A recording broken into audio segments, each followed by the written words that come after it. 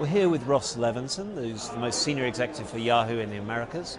He's responsible for about 3/4 of Yahoo's total $7 billion of revenues. Ross, thank you very much for joining us. Thanks for having me. Now, you joined Yahoo about 6 months ago from News Corp, from Fox Interactive Media.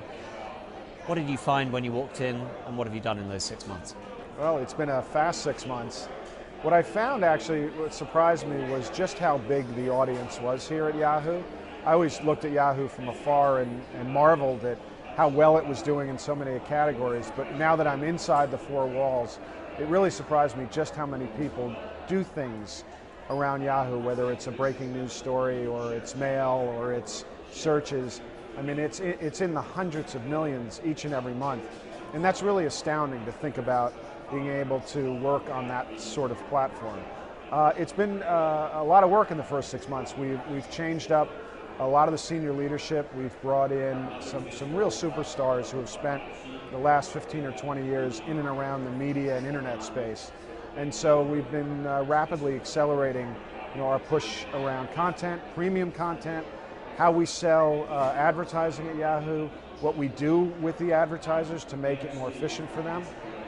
So we're working very hard on all those areas. So Yahoo's always had this huge reach. It's always been big in user numbers, but there's always seemed to be that disconnect between the sheer numbers of the audience and the monetization of that audience. Are we going to see a narrowing of that gap? Well, I'm not sure. I mean, I think if you look at Yahoo in the abstract, for 16 years it's been the leader in what it does, and standing the test of time for 16 years is quite an accomplishment.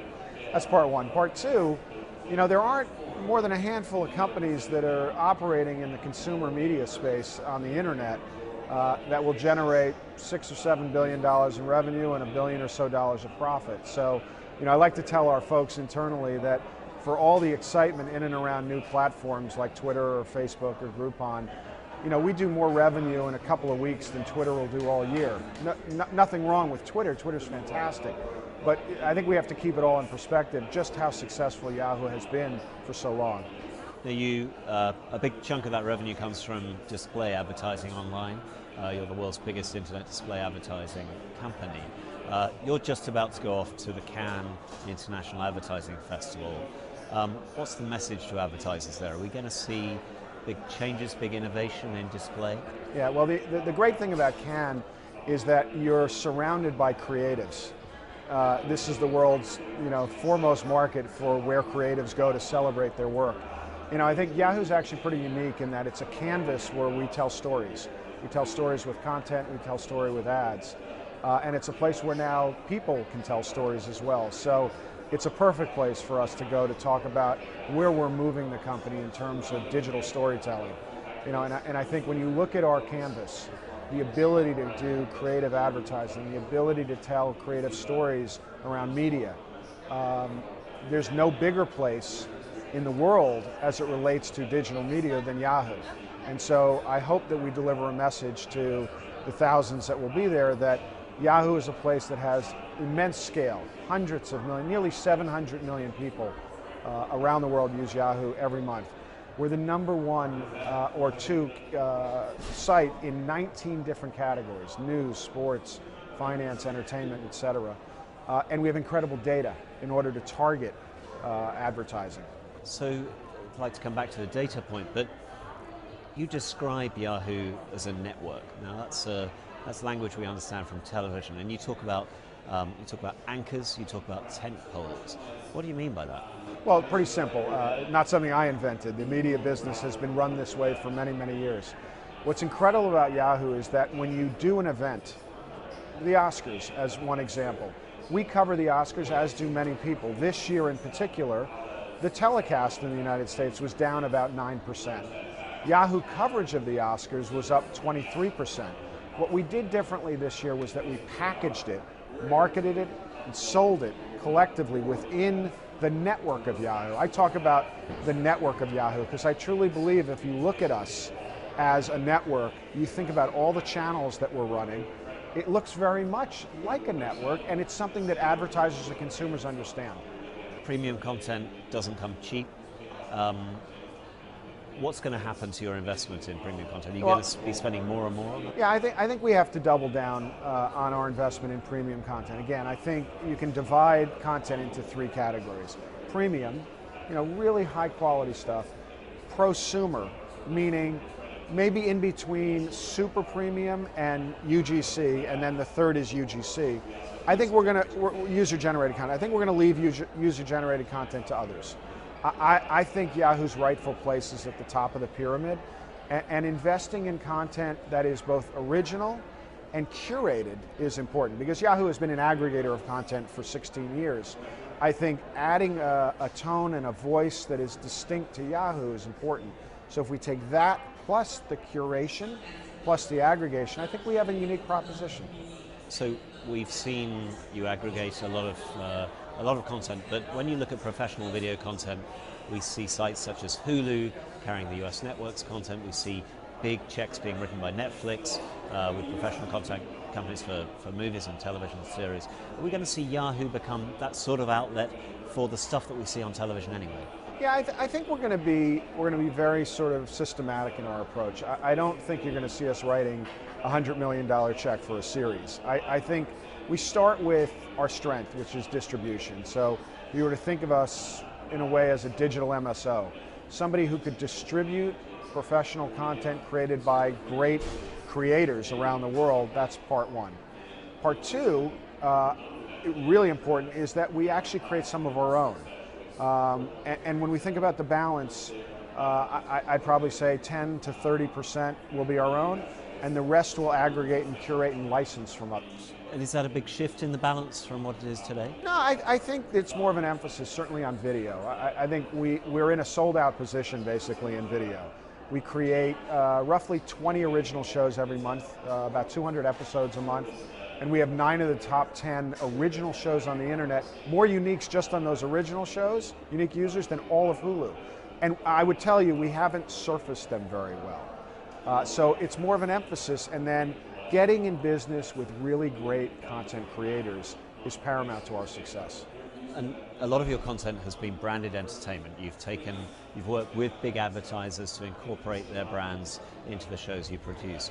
Do you see an increasing appetite for that sort of content from the advertisers you talk to?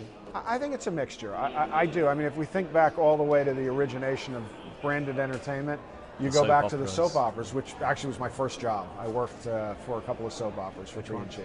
As the World Turns, Guiding Light, Search for Tomorrow. Shocking, I know. Some of those soap operas are going off the air. A lot of them are going off the air. Yeah, and so that was really the origination of how brands integrated into television. And it goes back to the radio days too, right? Gillette and others. I think it's important to be able to build with brands today. They are as much our partners as they are subsidizers. And we're really looking at those advertisers as our partners. And so with that in mind, I think you can build great creative, matching the advertiser message, the Yahoo distribution and mindset, and then real creative talent. And I think it's a recipe to win. As I said, premium content's expensive. Do you see any great change to the value of content? As we see content going into the cloud with Apple and Google and Amazon, we see these deals being struck, digital deals being struck with the likes of Netflix and Hulu. Do you think that content producers are going to preserve their value in that world, or do you think we're going to see some erosion there? I don't think we see erosion. I think what we're seeing is just how valuable good content is. We're a month out of the upfronts, the television upfronts here in the States, and you had the biggest upfronts in years, even though we could all look back at articles written a decade ago that said network television is dead. I think what we're learning is that in the fragmentation of the media landscape, when you're able to aggregate large amounts of people around good premium experiences, advertisers are willing to pay for that. And again, I shift that to Yahoo and think of us as a big network where we're able to aggregate large sums of people and match them with great content, but do it in a way that's personalized. That's the difference between digital businesses and traditional businesses. Our secret sauce is the technology we have underneath everything that is powering Yahoo. So we can deliver you a piece of content and advertising in context for you, personalized. So how does that work? You have data coming at you live, real time, about how pieces of content are going over with different demographics, different viewers.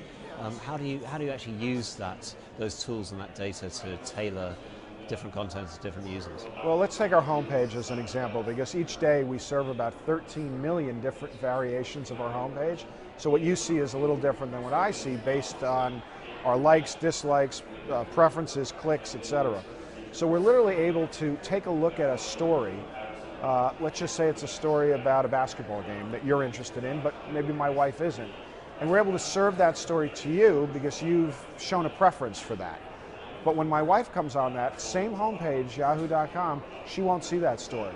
So we're trying to optimize the experience for each individual consumer. And it's incredibly powerful. We just started implementing this a couple of months ago.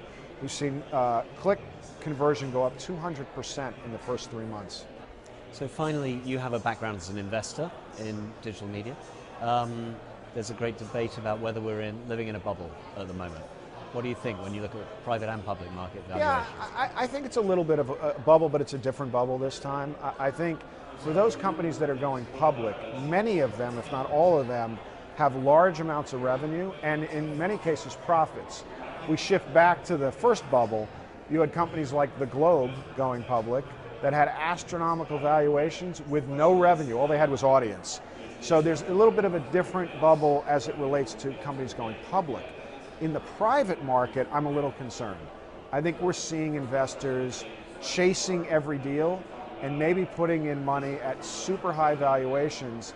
And for investors, you need to get a 2, 3, 4, 5x return. For the entrepreneurs who are taking that money and they're thinking it's a low valuation, so I'm not giving up much of my company, they get stuck. Because how do you get an exit out of that unless somebody's willing to pay just a ridiculous amount of money to buy the company? To go public, you're going to need profits, or the promise of big profits. But investors are throwing lots of money for small pieces of companies that will essentially lock the entrepreneurs in.